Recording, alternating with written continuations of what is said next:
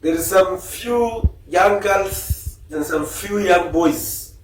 I've seen them on the social media trying to report how Pastor Ezekiel was not speaking, was lying to them, and even those young girls speaking about the issues they are facing in the Pastor Mackenzie's and whatever. If you are now reporting right now as a young person, and I've seen most of them, they are just some small idiots. They are talking, it's girls and small boys talking about Pastor Ezekiel.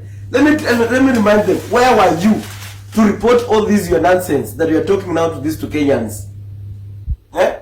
And I'm also even asking those ones who are talking about Pastor Ezekiel, they should keep quiet, because where were they when things to come and reveal to Kenyans what exactly was happening there before we have lost our own? Like even Mumias East have lost the families of 5 people.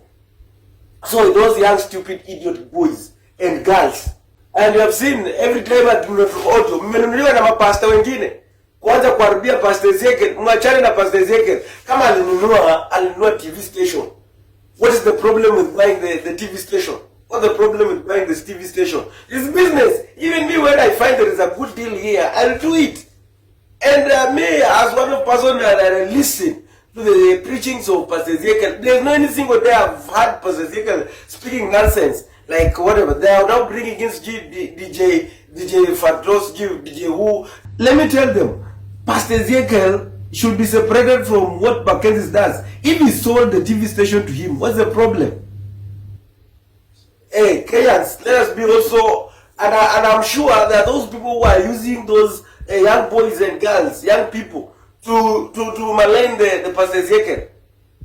If you are blessed, and he does it. Even me, I buy. He speaks. In fact, I'm one of his followers, by the way. Eh? Come and now arrest me. I'm the Pastor Ezekiel's followers.